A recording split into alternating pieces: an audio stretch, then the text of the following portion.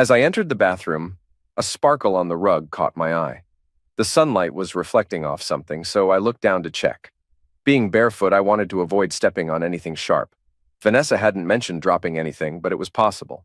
I soon spotted it, a tiny circle of foil that had fallen on the floor. It was the backing from a pill strip, typically left attached, but sometimes detached and dropped. One side was blank, but the other had a marking. 2. Since it was Wednesday, it indicated Tuesday's pill. I knew neither Vanessa nor I were on any medication. We'd both had recent medical checkups and were deemed healthy. So, why was there a pill cover in our bathroom? At first it was hard to spot because without the light on it, it blended almost perfectly with the carpet. Eventually I found it. A tiny piece of foil had fallen to the floor, catching the light and drawing my attention as I entered the bathroom. I picked it up. It turned out to be the backing from a pill strip, the small piece of foil that usually stays attached when you push out a pill. Sometimes, as in this case, it detaches and ends up on the floor. I inspected it closely. One side was blank, but the other had a marking that read 2. Since today was Wednesday, I assumed it referred to Tuesday's pill. This indicated that the pills were meant to be taken daily. I wasn't on any medication myself, being 35 and in great shape, and neither was Vanessa. We had both recently had our annual checkups and were declared healthy. So why was there a pill wrapper in my bathroom? I knew some pills need to be taken daily, with birth control being the first that came to mind. However, Vanessa wasn't using birth control, or so I thought, since I had a vasectomy 2 years ago. She also didn't suffer from menstrual cramps, so why were there pills? I briefly wondered if she was hiding a medical condition, but both our recent checkups showed we were healthy. The foil piece suggested there were more pills, so I locked the door and began searching, as Vanessa was still in bed. I eventually found them hidden at the bottom of a tampon box inside an aspirin container. The pills were the same she used to take before my vasectomy, and before we decided not to have more children. If Vanessa was using the pill again, it could mean she was involved with someone who could potentially get her pregnant, leading me to suspect she was cheating. Vanessa and I had been together for 9 years. We met after university when she was a PA, and after a year of dating, we married when I was 26. We had 2 kids, James and Sonia, and I thought I had the perfect family. After Vanessa returned to work post-maternity leave, we had an au pair for the kids. Vanessa's salary was almost equal to the au pair's, but she loved her job and didn't mind. I co-own an engineering firm, and while we weren't wealthy, we were comfortable. I cleaned up the bathroom, replaced the pills, and decided I needed to think carefully. Confronting Vanessa immediately wouldn't help. I needed a plan and solid evidence. I needed to understand the situation better before taking any action. At work, I contemplated finding out who Vanessa was seeing, when it started, and how long it's been going on. I also considered whether the kids were actually mine. I wanted to confirm my suspicions before acting on my feelings of betrayal and anger. I began by ordering DNA testing kits for the kids and surveillance gear, including voice recorders and tiny cameras. I also planned to clone Vanessa's phone to access her messages, emails, and calls. I needed a new phone for this purpose.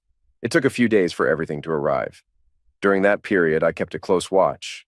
Vanessa's behavior seemed normal. Our bed life was average, occurring once or twice a week, usually on weekends when we stayed in bed late.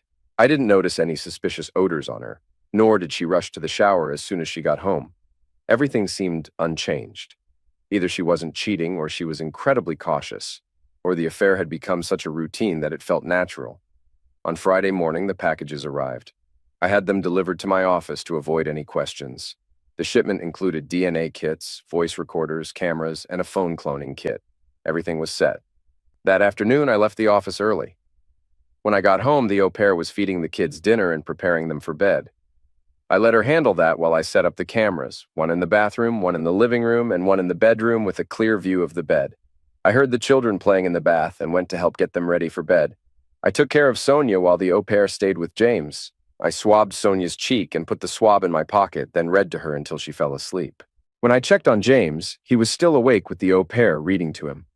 I offered to take over so she could go home, and she gratefully agreed. Swabbing James was quick, and he was asleep within 20 minutes.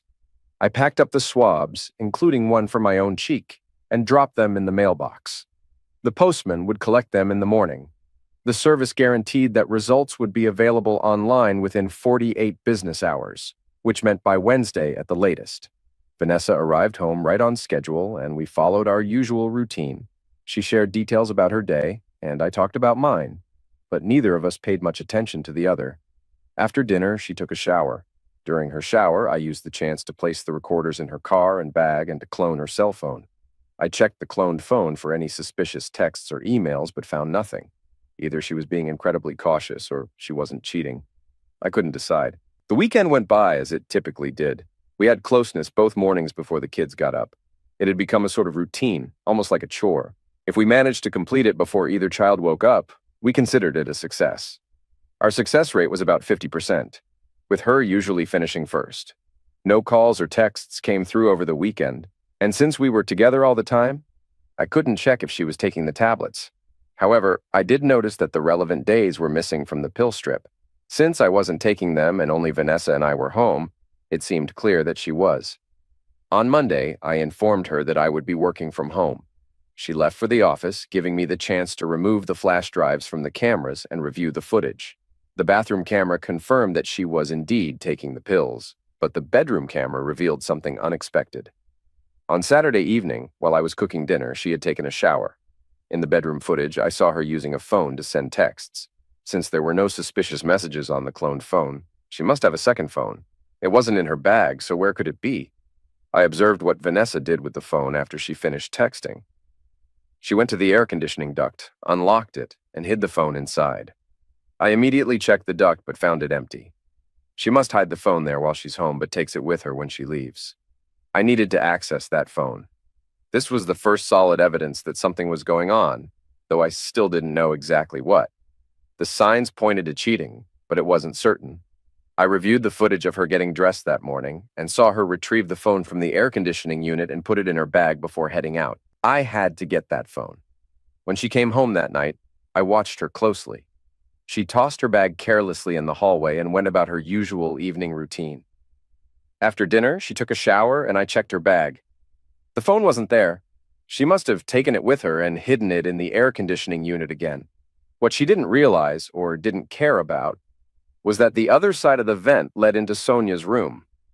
Quietly, I listened for the sound of the shower and sneaked into Sonia's room. I opened the vent from her side and found the phone inside. I took it to my office and cloned it onto the new phone in just a few minutes. After returning the phone to the vent and almost closing it, I heard Vanessa coming out of the shower. I sat by Sonia's bed and stroked her hair just as Vanessa entered. "Is something wrong?" she asked softly. I shook my head. "I like to spend time with them from time to time," I whispered. "It reminds me of how lucky I am to have two such wonderful kids." She smiled. "You're such a softie," she said. "Let's go before you wake her." The next day was the first time I could review the cloned phone. That's when everything fell apart. As I sat in my office, tears streaming down my face while staring at the cloned phone, I didn't notice the intercom from my secretary. Eventually, she gave up on reaching me that way and knocked before entering. Michelle, my secretary, was a no-nonsense woman in her 30s or 40s, with slim build, red hair, and green eyes. She always dressed conservatively, far older than her years. Our interactions had always been strictly professional. I'd seen firsthand what happened when someone crossed boundaries with her. I once had to deal with a business partner who couldn't handle her rejection. Michelle made it clear she would leave and sue for harassment if he didn't stop. His ultimatum led to his departure and me gaining a larger share of the company. When Michelle saw me upset, she stepped back briefly, then returned to my office. She locked the door, pulled up a chair, and handed me some tissues from her ever-present supply. I took them and began wiping my tears. "Tell me," was all she said. I showed her the phone. The phone contained text messages between Vanessa and an unnamed person. These messages revealed a series of secret meetings and an ongoing relationship. The other party knew intimate details about Vanessa that only a long-term partner would know. Things like a mole on the inside of her thigh and the distinctive sound she made during intimacy. I was never mentioned in the texts. It was as if I didn't exist. There was no reference to my presence or any mention of me at all. Michelle asked if I knew who it was, but I didn't. She then asked how I found out, so I explained finding the silver tab and the pills. As I talked, I noticed she was holding my hand for the first time. Michelle mentioned needing more details and said the DNA results for the children would be ready by Wednesday. She asked if I could hold it together until then, and I wasn't sure. She understood and told me the Portland office needed me urgently. She had booked me on the next flight and arranged for my return on Thursday. When I said I couldn't focus on that, She instructed me to tell Vanessa I was dealing with an issue in Portland and would be back on Thursday. Michelle sent a text to Vanessa, who replied quickly, asking me to let her know when I arrived. Michelle glanced at my phone with a smirk, then called someone named Lorraine, arranging to meet her later. She then told me to go clean myself up. Her tone, and the fact that I was almost conditioned to follow her orders in the office, meant I complied immediately. It was actually a relief not to have to make decisions myself and to leave everything to someone else. When I emerged from the bathroom, she was holding my jacket. "Where are we going?" I asked. "You have a meeting with an old friend of mine," she replied. I went along with it.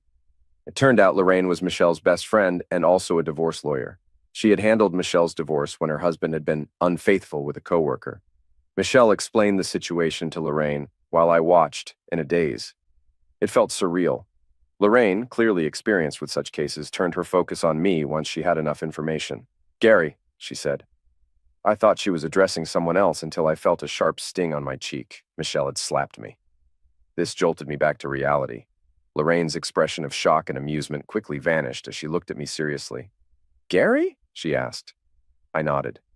"Do you have any idea what you want to do about this?" My engineer's mindset kicked in. I focused on planning. "End them both," I said. I expected Michelle to react with shock, but surprisingly, she actually smiled. "All right," Lorraine said. "I understand your frustration, but unfortunately, that's not an option. It's illegal. However, we do have legal alternatives. Let's go over those." "Before we start," she continued, "I'm just outlining your options. I'm not endorsing any just yet. That might come later. Your first option is to do nothing. From what I gather, you had a good life before all this, and it doesn't have to change. You can continue as if you're unaware. Your second option is an amicable divorce. You'd file for irreconcilable differences and divide your assets, the company, the house, and the 401k. Since she earns less, you'd likely need to provide support for her for several years and for the children until they finish high school. Your third option is to go all out. File for adultery. If the children aren't yours, you could also file for false completion of the birth certificate. You could sue the other person for alienation of affection if they're the father, or if they're a co-worker, sue for not following the company's fraternization policy, which most companies have these days. If the other person is married, you could give their spouse all the details of the affair. If they were aware, we might have a case against them as well. If they weren't, maybe I can help them with their own divorce. You could go public. Inform everyone. Friends, family, colleagues. If she's part of any groups or church organizations, tell them too. Go as hard as you can. To protect your assets, you'd need to sell your share of the company to an offshore trust, remortgage the house to extract all possible equity, and cash out your 401k. Use the funds for a big splurge in Vegas. My mind was racing. I immediately understood her point. Option 1 wasn't feasible. I wasn't about to be anyone's fool, especially after being unknowingly one for so long. Option 2 wasn't acceptable either.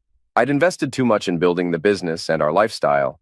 There was no way I was going to give her half of everything I had and continue to support her while she was with someone else. Option 3, I said. Let's go nuclear. Lorraine smiled. All right, I'll start preparing the necessary paperwork. I recommend we begin some discreet surveillance on your wife to gather more details about who she's seeing, when, and where. We need more evidence. Can I keep that phone? It's more useful to me than to you. I nodded and handed her the phone. Michelle and I left Lorraine's office, and she took me to a small, family-owned hotel where she checked me in. "Go take a shower and order some room service," she instructed. She was clearly in charge. "I'll be back later with some things for you." I moved through the motions. My whole world was crumbling. Yet here I was in a hotel room ordering room service like I was on vacation. It was the only way I could handle the overwhelming stress. 9 years of my life felt wasted. What hurt the most was that I had been completely unaware of everything. How had I missed what was happening? Who was she seeing? Was it the boss she had returned to after each child? She had said she loved her work and the freedom, but was that the truth? Or was it just that she couldn't stay away from her lover for long? I eyed the minibar, tempted to drown my sorrows, when Michelle walked in.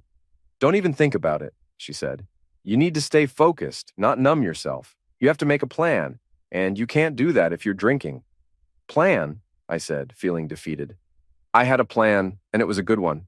I had a loving wife and 2 beautiful kids, and now look where I am. I have a cheating wife and no idea if the kids are even mine. I feel like the biggest fool in the world. Everything in my life is falling apart. And you want me to plan? She studied me for a few moments. I expected her to offer some sympathy or even a hug, but instead she checked her watch. All right, she said firmly. The pity party is over. How many times did you face obstacles while we were building the company? How many times did things not go as planned? What does that have to do with... How many times? She pressed. I don't know, I admitted. A lot. There was the time the patent office lost our application for the inversey thread, and we got outbid by Headingley's. There was also the time the bank tried to foreclose on us early due to pressure. And there was... Okay, she interrupted. When did you ever just sit down and give up during those times? That was different, I said. How was it different? She asked. What made those situations so unique? I had something to fight for back then, I explained. I had a family relying on me. You still have a family, she said, and they are just as dependent on you. But it's not just them. There are 141 employees and their families counting on you to get through this. None of your partners can keep the company going. They're all engineers, but you're the only one with a business sense. If you fail, the company fails. Do you think she cares about the families relying on your company? If she gets half, she'll sell it off to the highest bidder, and you'll lose control. Headingley's will end up owning everything you've built. Is that what you want? I looked at her, realizing she was right. I had invested too much time and effort to let everything slip away to whoever offers the most to my unfaithful wife. I needed to get things organized to ensure the future for myself and my remaining family. If the kids turned out to be mine, I would make sure they're well taken care of. As for Vanessa, she had made her choices and could live with the consequences. I would mourn the loss of that relationship once everything else was settled. My fog of confusion lifted, and with renewed anger and determination, I sat down with Michelle to make plans. My goal was to secure the company's future and protect the only family I had left. As soon as I made that decision, everything became clear.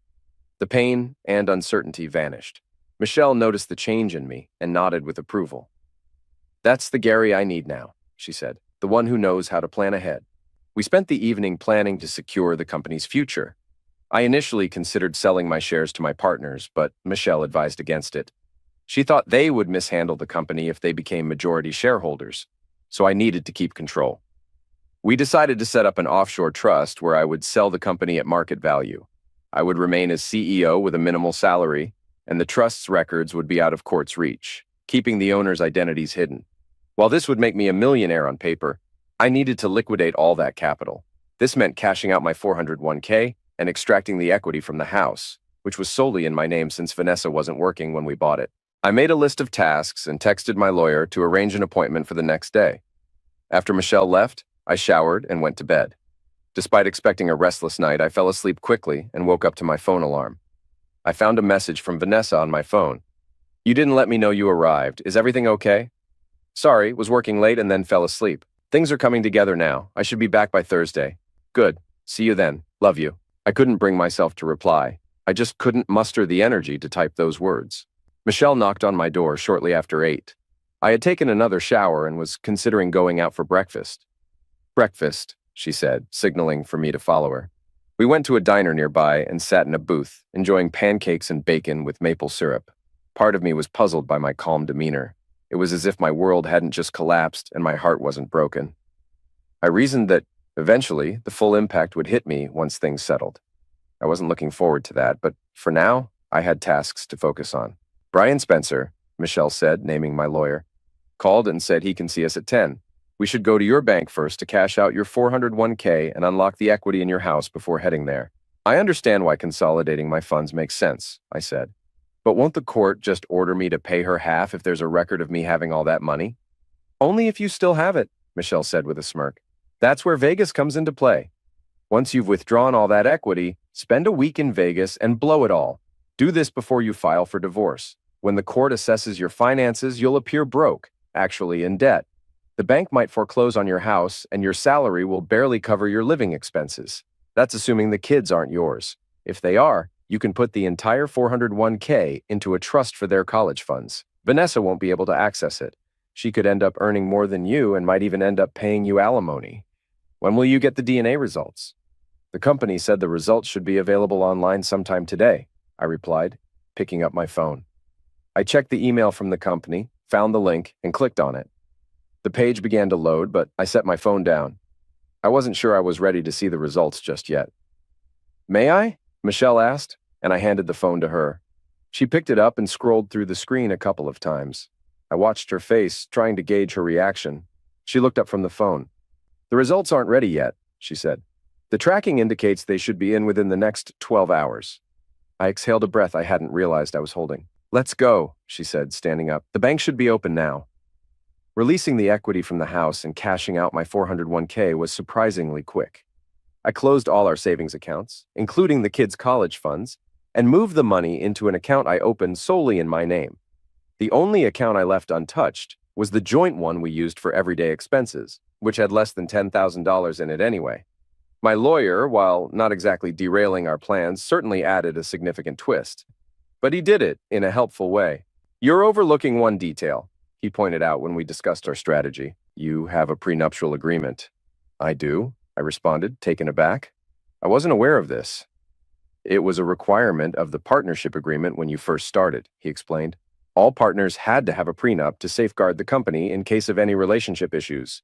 It only protects the company so she can't claim any company assets. For divorce purposes, you're considered an employee, so she can only claim against your salary and 401k. What I recommend," he continued, "and I hope I'm not disrespecting your divorce attorney's plan, is to invest all the funds from the house and your 401k back into the company. Consider buying out one of your partners. I know Robert has been hinting at wanting to sell his share. You don't have enough to buy him out entirely, but you could take a loan from the company pension fund to cover the difference. The loan repayments will come from your salary, which will lower your income for asset assessment purposes. Since everything else will be tied up in the company and thus protected, she won't be able to touch it.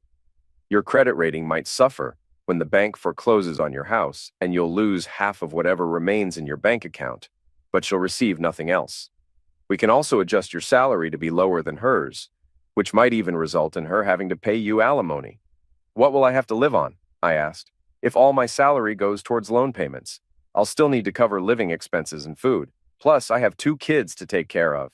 He interrupted. "Let's hold off on making any decisions about the kids until we have more clarity. If they turn out not to be yours, have you thought about how you'll stay involved in their lives?" "I don't know," I replied. "It's too painful to even think about right now. I need to be certain before I can make any decisions about that." He added, "Don't overlook the other aspects of your attorney's plan. I'm confident you'll secure a settlement from her company that will cover the loan and restore your full salary once everything is resolved. Plus, if it turns out the children aren't yours, you might be able to reclaim expenses from their biological father. Since this would be settled after the divorce, it won't impact your divorce settlement.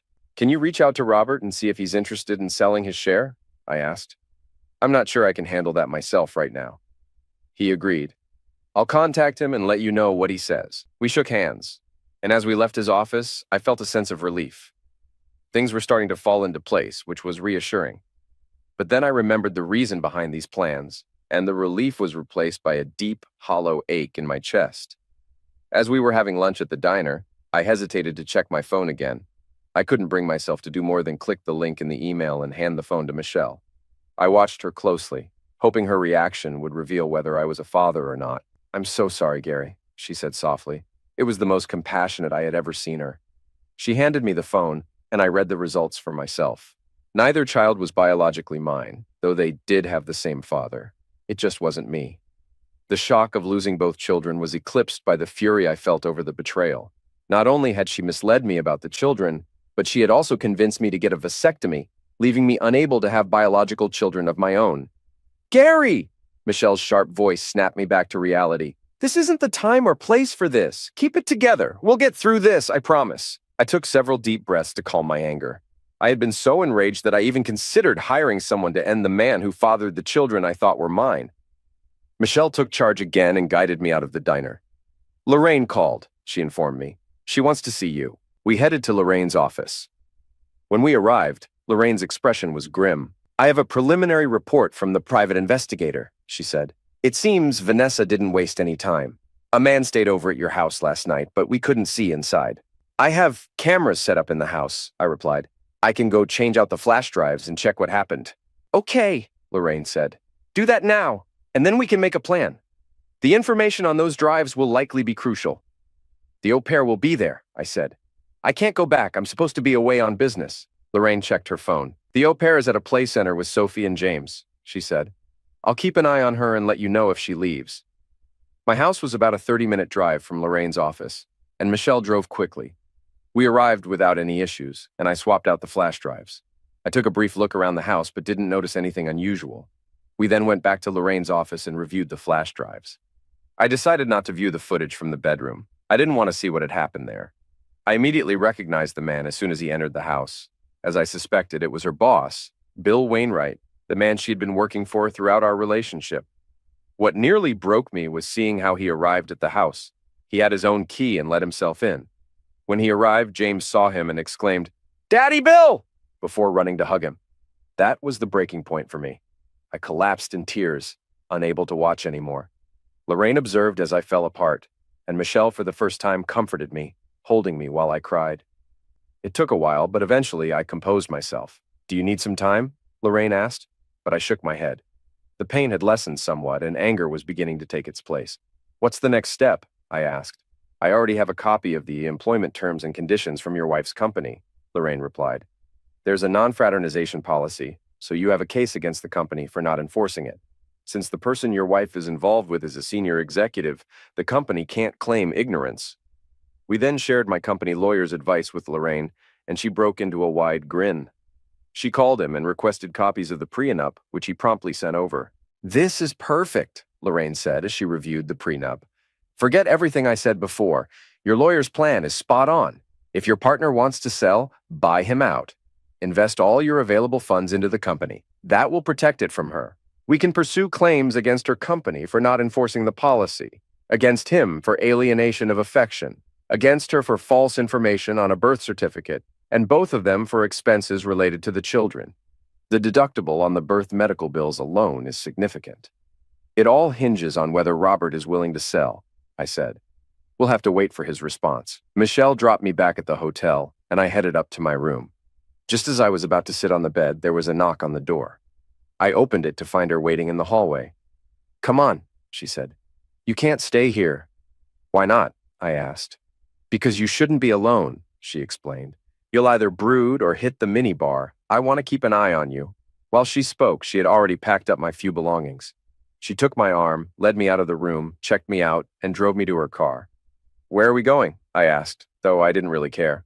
"To my place," she said. "I have a spare room you can use." "But," I started to say. She gave me a look that made me stop. I had never been to Michelle's house before and was surprised to see that it was almost as large as mine. Whereas my home had 2 levels, hers was a single floor. She showed me to a room with its own bathroom. "Shower and change," she instructed. "Dinner will be ready in 30 minutes. We ate dinner in silence. The food was probably good, but I barely tasted it. My mind was a whirlwind of thoughts that wouldn't calm down. I was furious, but too drained to show it. I was heartbroken, but couldn't muster the energy to care. All I could focus on was executing my plans. I was on autopilot with my course set. As I was contemplating what to do next, my phone rang. I flinched, hoping it wasn't Vanessa. It wasn't. "Hi, Robert," I answered, my voice flat. "Why?" was all he said. Robert and I had been friends since university. We had trained together, and it was a project we worked on that laid the groundwork for our business. Initially, I had a larger share of the company because I could invest more capital than he could. "Vanessa is cheating on me," I said flatly. "She's been unfaithful the entire time." "All along?" he asked, astonished. "You mean, neither of the kids is mine?" I told him. There was a pause of silence on the other end of the line. "So you plan to invest all your assets into the company and rely on the prenup for protection?" he inquired. Either Brian Spencer, our lawyer, had thoroughly explained this, or Robert had a much better grasp of the partnership agreement than I did. "I want to retain 5%, he said, "and stay listed as a consulting engineer. I'll handle the details with HR. The rest is yours." "All right," I responded. "I'll have Brian prepare the necessary paperwork." "Gary," he said after a pause, "I'm truly sorry. I know it's hard now, but it does get better. I've been through something similar, and it does improve." It was then that I recalled Robert's divorce about 4 years ago. I didn't know much about it since he was a very private person, but I knew it hadn't been easy. That's why he was aware of the prenup's significance. He had used it himself. The next morning, Michelle brought me a cup of coffee to wake me up. "Come on," she said. "We have a lot left to do." Our first stop was Brian Spencer, the company lawyer. He had already prepared all the documents for my buyout of Robert, and we completed the transaction in less than 30 minutes. I handed over everything I had withdrawn from the house, my savings, and my 401k. I also had to secure a loan from the company pension plan to cover the remainder. On paper, I was now roughly $1 million in debt. My salary had been cut by about half, as the loan payments were deducted before taxes. Afterward, we went to see Lorraine. I presented her with all the documents from the business transaction, and she was thrilled. "This is excellent," she said. "I'll file the paperwork today. We should be able to serve them all by Monday if you'd like. We can serve him, her, and the company at the same time. Where would you like her served?" "Anywhere that will cause her the most humiliation," I replied. "If you could do it with a billboard during the Super Bowl, I'd gladly pay for that." Lorraine chuckled. "We'll serve her at her office," she said, "at 10 a.m. on Monday, provided the papers clear the courts by then. If I file them today, I should have them back by tomorrow afternoon." I nodded. "What's next?" I glanced at Michelle, who was managing things. "Next," she said, "we have 2 more stops before you head back to the office and act like you just returned from a crisis in Portland. Do you think you'll be able to hold it together at home until Monday?" "I guess I'll have to," I replied. "Don't just guess," she said. "Tell me what you need to stay composed until then." "I'm not sure," I said. "Maybe some good news?" She gave me a reassuring smile. "Then let's go," she said. I was surprised when we arrived at the medical center where I had all my physicals, and where I had undergone the procedure that made it impossible for me to become a father. "What are we doing here?" I asked. "You wanted some good news," she said. "Come on." I followed her into the clinic and waited as she approached the reception desk. The receptionist nodded and directed us to have a seat. We sat down. Less than 2 minutes later, my doctor emerged and invited me into his office. I glanced at Michelle, who had stayed where she was. "Please come with me?" I asked, and she nodded, following me inside. Dr. Harrington made no mention of Michelle being present during my consultation. He was familiar with her as she was both my and Vanessa's doctor, so he knew she wasn't my wife. Why I had chosen to bring her along was none of his concern. "Gary," he began, "I understand you're interested in discussing the possibility of reversing your vasectomy." My eyes widened in surprise. Was that even an option? I looked at Michelle, who had a faint smile on her face. "Yes, is it possible?" I asked. "Certainly," Dr. Harrington replied. "Since your vasectomy was performed less than 3 years ago, there's about a 95% success rate for reversal. The procedure takes longer than the original surgery and requires general anesthesia, but I'm confident you'll be able to father children again after the operation." Tears filled my eyes once more. I still had a chance at fatherhood. Though it meant undergoing surgery, it was a small price to pay for the opportunity to have my own children. I didn't know who I would have children with, but at least it was possible. "I understand it's a lot to process," Dr. Harrington said. "Here's some information about the surgery and its costs. Unfortunately, it won't be covered by your insurance. If you decide to proceed, let me know, and we can arrange for a preliminary evaluation." "Thank you, doctor," Michelle said as she took the information from him. "We'll be in touch." I stood up as well, allowing Michelle to guide me out of the clinic and back to her car. "Is this good news?" she asked with a gentle smile. On impulse, I hugged her tightly, burying my face in her hair. "Thank you," I said. Then I realized what I had done and quickly stepped back. "I'm so sorry," I stammered. Gary," she said softly. "It's okay." We both got into her car. "One more stop, then it's back to the office," Michelle said. I had visited Bill Wainwright's house several times during Vanessa's employment with him. He and his wife Stephanie lived in a well-to-do neighborhood just outside the city, within a gated community. They had hosted some company events there. "Why are we going there?" I asked. Michelle stepped out of the car and headed towards the front door. I followed her. She didn't need to knock. Stephanie had already been notified by the security guard who let us into the community and was waiting for us at the door. "Gary," Stephanie greeted us. "You must be Michelle, his secretary? Were you the one who called?" "Yes, that was me," Michelle replied. "Please come in," Stephanie invited, leading us to a room that resembled an office just off the foyer. I had never been in this room before. From the photos on the desk and the wall, it was clearly Bill's office, but Stephanie took a seat behind the desk and motioned for us to sit across from her as though this was a formal discussion. "How can I assist you?" Stephanie asked, directing her gaze at me. I sat there, unable to speak, simply staring at her. "Did you know?" I finally asked. Stephanie sighed deeply. "No, I suspected, but I didn't have any concrete evidence." If I had, I would have gone after him for every cent he has. Join the club, Michelle muttered. Do you have evidence? Stephanie asked, and I nodded in response. I have proof that neither of the kids are mine, that they share a different father. I also have video footage of him and Vanessa at my house, and of my son calling him dad. I couldn't finish the sentence as my throat tightened, and once again I was overwhelmed. Oh, Gary, I'm so sorry, Stephanie said.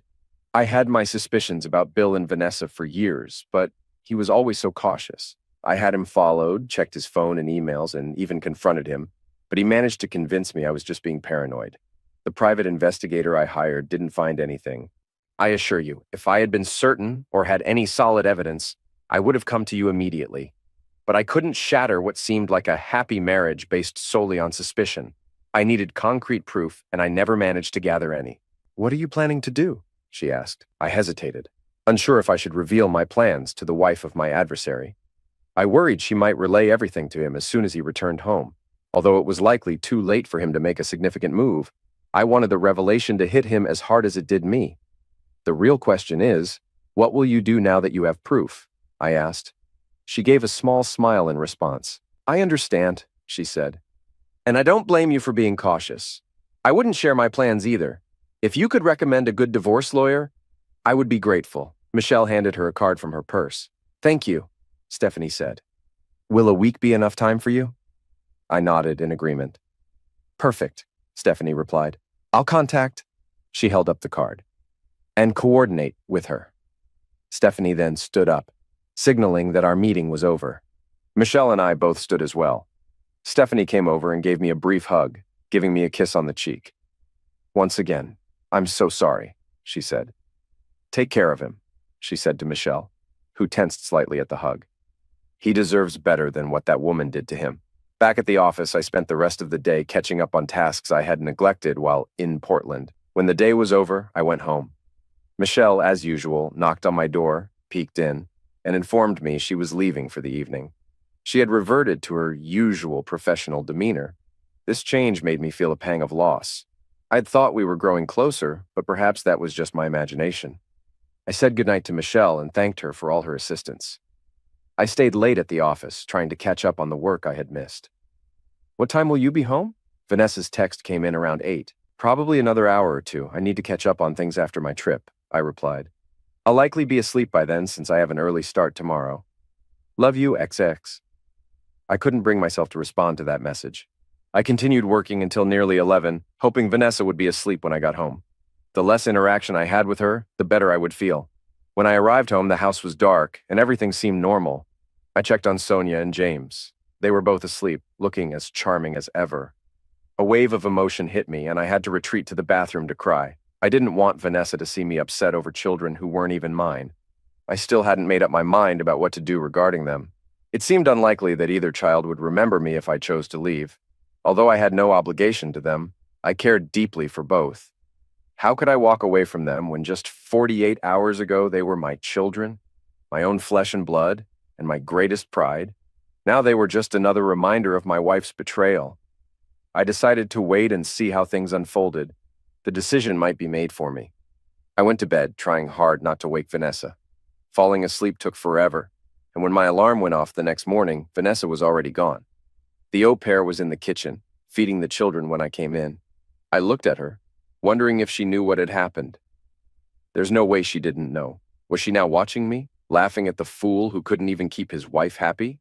Did she realize the children weren't even mine? Did she take them to say goodnight to Daddy Bill just like she used to do with me? My thoughts spiraled, imagining her and Vanessa in a compromising situation with Bill Wainwright, while the children cried in the next room. I shook my head in frustration. She knew, I thought, and come Monday, I was going to take immense satisfaction in firing her. I'd make sure she never worked as an au pair again. I'd inform the agency that, hold on, what was I doing? I was directing my anger at someone who had little control over the situation. Damned if she did, damned if she didn't. If she had told me, she'd have lost her job. She could have left, I mused, but she seemed to care about the kids, whom she had looked after since before Sonia was born. I was venting, but probably at the wrong person. I went to work. Michelle was already at the office when I arrived. It was as if the last few days hadn't happened. She was all business, though I noticed from my schedule that she had blocked out the day for something labeled marketing. I settled into my office, and she brought in my morning coffee, just as she had every day for the past 9 years. She also brought herself a coffee, which was unusual. Marketing? I asked. When did I start doing marketing? She grinned, and it was a bit devilish, which oddly made me feel better inside. We need to plan, she said. The final part of Lorraine's strategy. I looked at her, confused. What? Informing everyone, Michelle replied. Her friends, family, church groups, volunteer organizations, everyone she interacts with needs to know about her actions and what she's been up to. That's not going to make me look good, I said. I'll be a joke, a loser who can't even satisfy his wife raising another man's children. You need to make your side of the story public, she said. If you don't, Vanessa will, and it'll make you look worse than just being an unaware loser. Imagine being portrayed as an abusive husband or a father mistreating his kids. People might believe those accusations, and when we go all out against her, she'll retaliate with everything she has. Get ahead of it, and people will be less inclined to believe her counterclaims. Some will still believe them, but there's nothing you can do about that. Michelle prepared a media pack with all the evidence we had on Vanessa's infidelity. It included the private investigator's report, copies of the DNA test confirming I wasn't the biological father of my 2 children, and videos from my house, including one of James greeting Bill and footage from the bedroom, which I had neither seen nor wanted to. Later that morning, Lorraine emailed me. She had received a DNA sample from Stephanie, which she compared to the test results I had. It confirmed that Bill was indeed the father of both children. I paused at the thought. The children? Suddenly, they didn't feel like mine anymore. We added this new information to the pack and prepared everything for distribution. The materials would be sent to Vanessa's parents, my parents, and Vanessa's brother and sister, with whom I was quite close. Digital copies would be sent to her Facebook and LinkedIn contacts, as well as anyone else I could think of. For our immediate family, I arranged for a courier company to deliver the packages at 10 a.m. on Monday, the same time everything was set to be revealed. I just had to get through the weekend. I had a plan for that too. As an engineer, it took me less than an hour to design and assemble a small device. It had a motor, a timer, and a battery. I could set it so that the motor would activate, causing a strong vibration after a specific time. On Friday night, after the au pair had left, I secretly placed the device under Sophie's pillow. It was set to activate at 6 the next morning, around the time we usually wake up. This would wake Sophie and ensure that our usual weekend morning routine was off the table. The plan worked perfectly. Sophie woke us up by coming into our room, so no closeness happened that morning, just as I had hoped. I couldn't help but smile. Saturday, I stayed busy tackling tasks Vanessa had been pushing me to do for months. When she noticed my productivity, I just mentioned it was about time. That night, when Vanessa tried to initiate closeness, I pretended to be asleep. The next morning, her daughter was once again startled awake by the device. On Sunday, we took the kids to the zoo. As I looked at Vanessa and the children I cared for, I almost broke down but managed to keep it together. On Monday, I told Vanessa I would work from home to speak with the au pair. After she left for work, I told the au pair to keep the children home instead of going to the play center. This surprised her, as I had never refused her request before. I heard James getting upset about missing the outing. Shortly after 9, Michelle showed up at the house. I was taken aback but let her in. For the first time ever, I made coffee for her. We had a scheduled teleconference with Lorraine at 9:30. Gary, Lorraine said, this is your final chance to back out.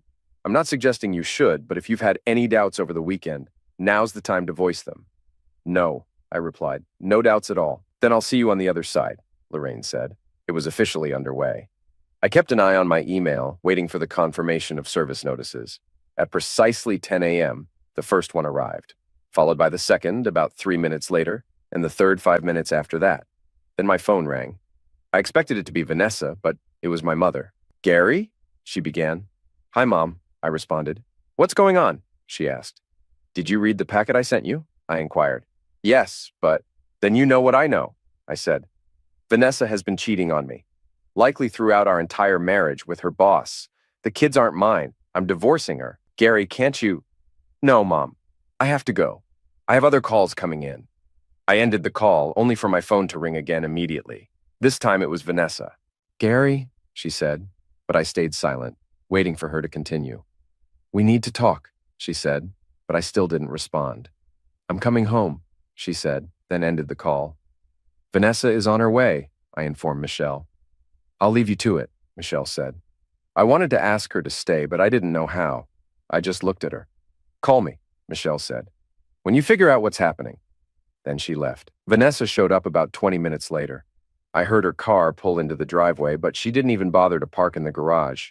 I wasn't sure how she would act when she came in. I didn't know if she'd be confrontational or just sneak in. Instead, she came straight into my office and took a seat across from me at the desk. Gary, she started. I'm not interested. I cut her off. But not interested, I repeated. Don't you even want? No, I said. I don't want to hear anything from you. You've lied to me for 9 years. Neither of the kids are mine. Yet you convinced me to get a vasectomy while you were still on the pill, just so you could continue your affair with Daddy Bill. Her eyes widened in shock.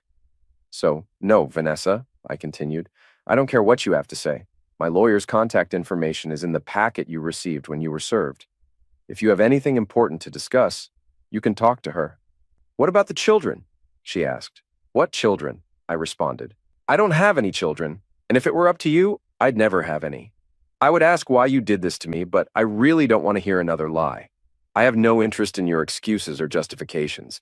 I just want this whole mess to be over so I can pick up the pieces of my life and move on. I called the au pair into the room. I knew she could hear me since my office door was open and she was just in the next room. You're fired, I said, effective immediately. Pack your things and get out. What? She asked. Why? Because you were covering for her, I said, pointing at Vanessa. You knew she was sleeping with her boss. I don't know if you knew the kids were his instead of mine, but you definitely knew what was happening. I have video proof of you talking to Bill about the kids. Get out. Gary, Vanessa interjected. You can't fire her. I'm the one who pays her wages. The au pair shot Vanessa a grateful look.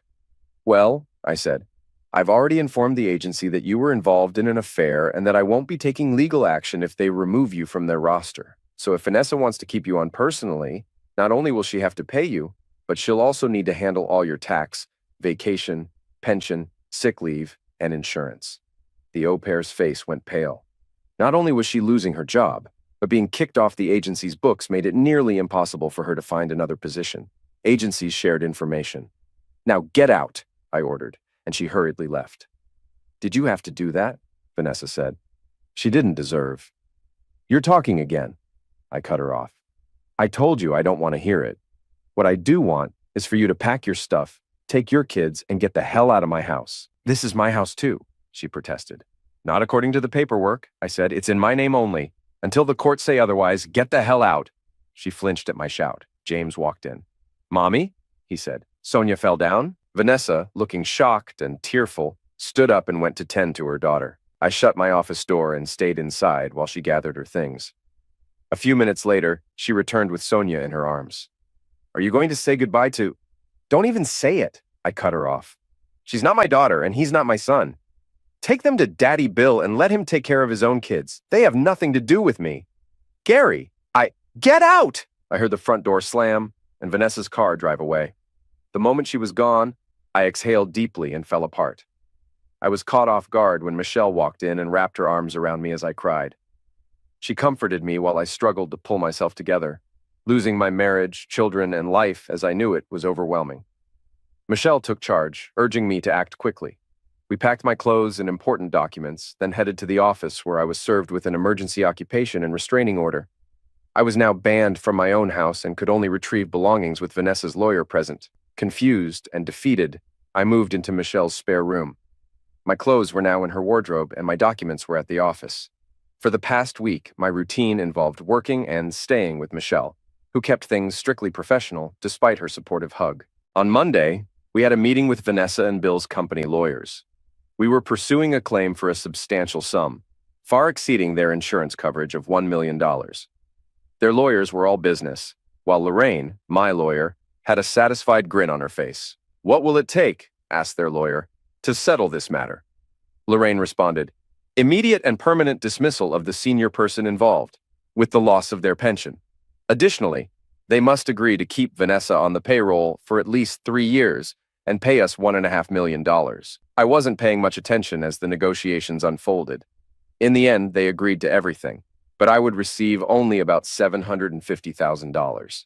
At least that would cover a significant portion of my debt to the company pension fund. All payments to be made after the divorce is finalized, Lorraine clarified, and they agreed. Lorraine stayed with us for the next meeting with Bill Wainwright's lawyers.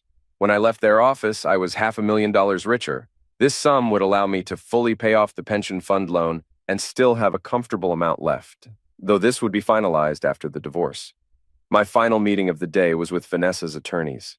Vanessa was present with them, but avoided making eye contact as I walked in. Michelle and Lorraine accompanied me. Your client's financial disclosures in the divorce petition are absurd, Vanessa's lawyer began. He's a majority shareholder and CEO of a company valued at around $20 million, not to mention the assets in the house, savings, and 401k. I propose... Let me interrupt you, Lorraine said, pulling out a stack of papers from her briefcase. The company's finances are irrelevant to this divorce, as stipulated in the prenuptial agreement signed by all parties. My client recently made a substantial investment in the company, using most of his savings, his entire 401k, and taking out a loan against the house. He also borrowed from the company pension fund. One of the partners wanted to sell their shares, and it was crucial to prevent those shares from falling into the hands of a competitor who has been trying to acquire the business for years. Given that the loan from the pension fund has reduced his salary, he now earns less than your client. I will be requesting a maintenance arrangement from the court to support him while he adjusts. What about the children? Asked Vanessa's lawyer. There is DNA evidence proving those children are not his, Lorraine replied. Vanessa falsified birth records to misrepresent my client as the father with fraudulent intent. Additionally, we are exploring claims for damages due to a serious assault, as she convinced him to undergo a surgical sterilization under false pretenses, believing he was the father. Alternatively, Lorraine continued, your client can sign the divorce petition as it stands, pack her belongings, and vacate the marital home. She will receive half of the joint account, which currently holds $9,443.15. Vanessa's lawyer reviewed the documents, the prenuptial agreement, and then glanced at Vanessa. For the first time, she looked at me. Gary, please, she began. 9 years, I interrupted. 9 damn years. You lied to me every single day. There's nothing you can say that I want to hear. Vanessa glanced at her lawyer and nodded, then signed the documents. I wasn't around when she moved out. Instead, I received an email from her lawyers notifying me that the restraining order had been lifted and that the house was officially mine. I could move back in whenever I wanted.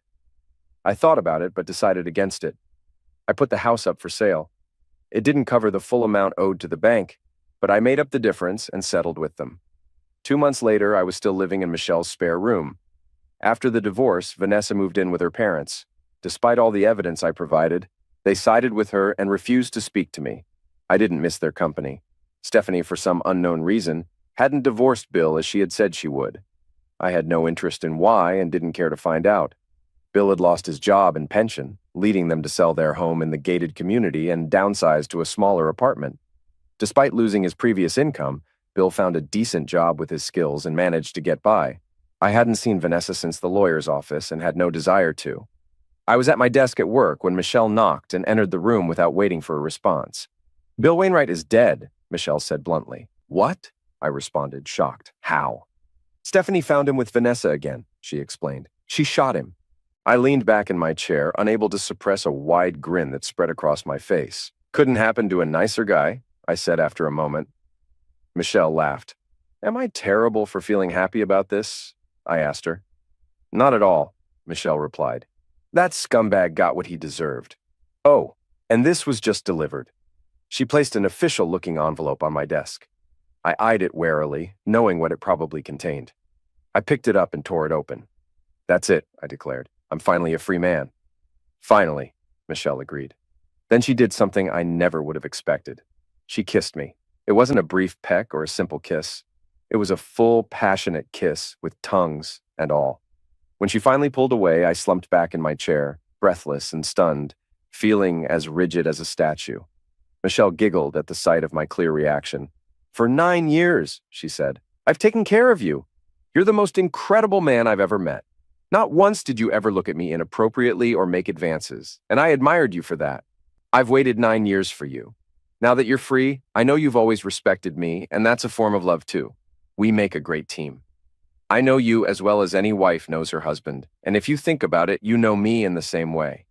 Give me a chance to show you that not all women are deceitful and untrustworthy. Please? I was taken aback. I recalled all the time spent with her before I discovered the infidelity.